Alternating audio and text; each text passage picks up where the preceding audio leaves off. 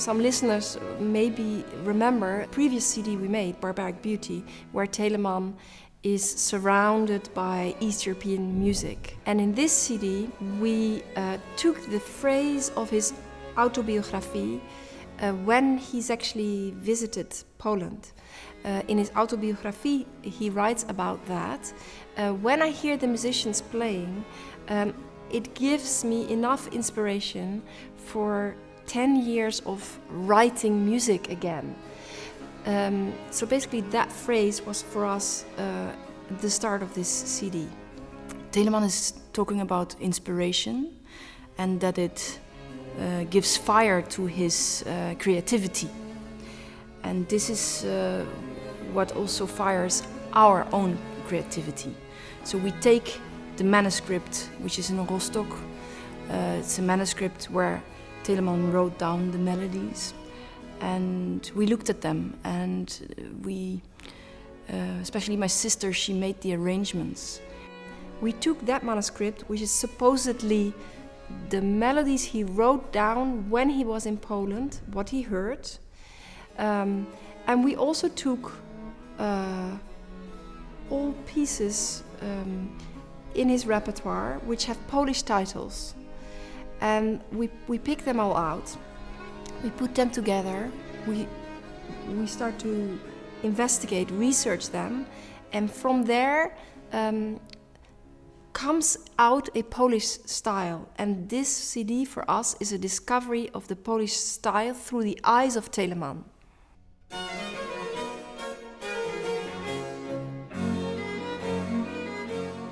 Judith came to me and proposed the project of Telemann with Holland Baroque, and I was a little bit surprised because I have played Telemann with other groups and I've always really enjoyed it. And I've always wished I could do more, but Telemann is not the most famous composer, especially in North America, to audiences there. Vivaldi is very popular, Bach is very popular, but Telemann not so much. People know about him, but it's very rare to schedule a whole concert of Telemann in North America. And so Judith came to me with this idea of a project all of Telemann, and I thought, wow, how interesting. I wonder why she wants to do that. I wasn't really sure. And I think she had a vision that the way my personal style as a performer would suit the idea that she has in her head for the group to experience Telemann. I've met Aisslinn a while ago.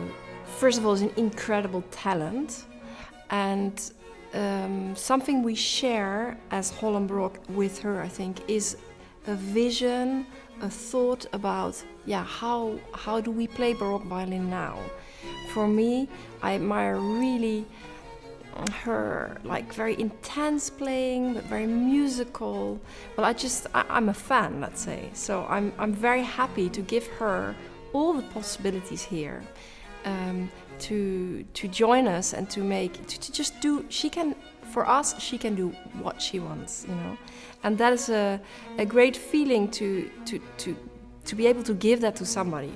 I was very nervous about that at first because she's a good friend and I love the group and I really wanted to supply something that they found interesting in Telemann.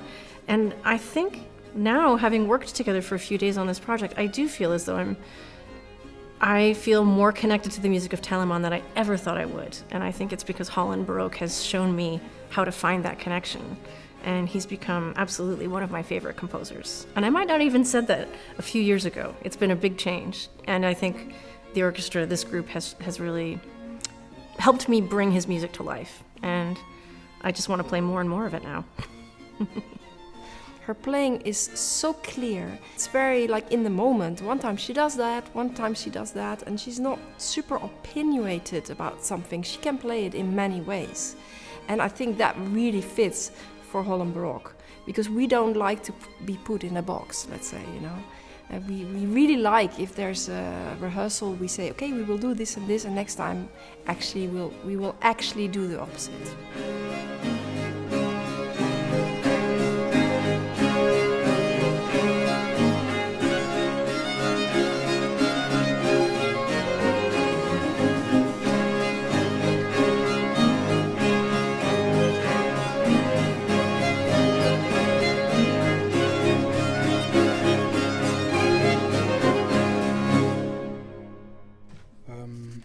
We need to beware of the intonation now between the first and second violin.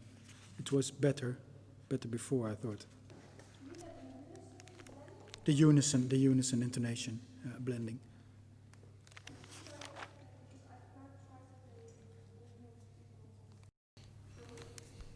Yeah, absolutely. The more contrast, the better. And if you can take it back, then also the rest becomes more energetic when it comes after the quieter bit.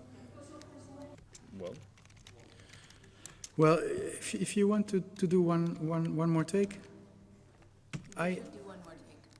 Yes. okay.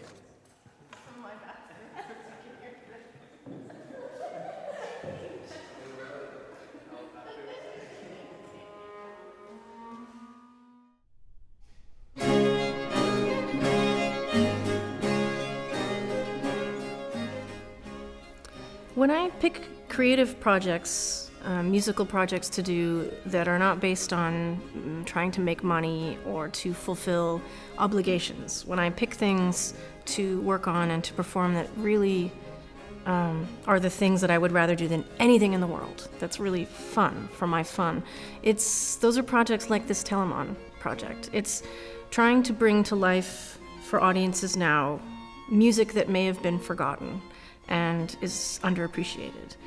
And I think this Telemann project is one of those because it's showing people music they might not have heard before, and it's also, I think, proving that the way we play it with Holland Baroque, it's that this music can be as exciting as you put into it. The emotion that you put in will come out if you're as honest as you can be about finding your meaning, what you think the meaning of the music is. I think it just comes out in a way that, to me, feels fresh and alive, and as though Telemann might walk into the recording and give us some ideas, because the music was maybe written last week instead of a couple of 100 years ago. And that makes me feel so excited about playing it and performing it that it's not work. It's the opposite of work. It's really play.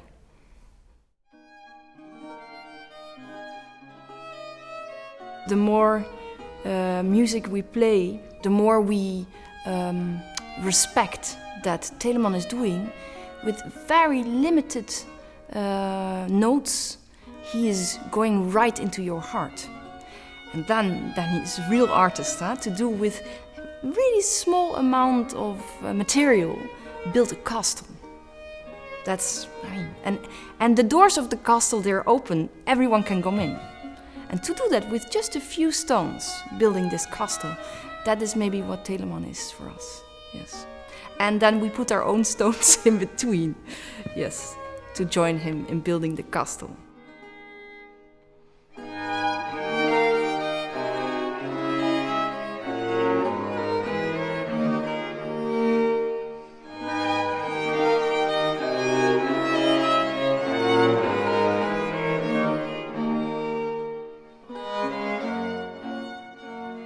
The serious Pole, whose language is courtly, slow, and full of solemn tenderness, likes to place the stress in his Slavonic dialect on the penultimate syllable of words.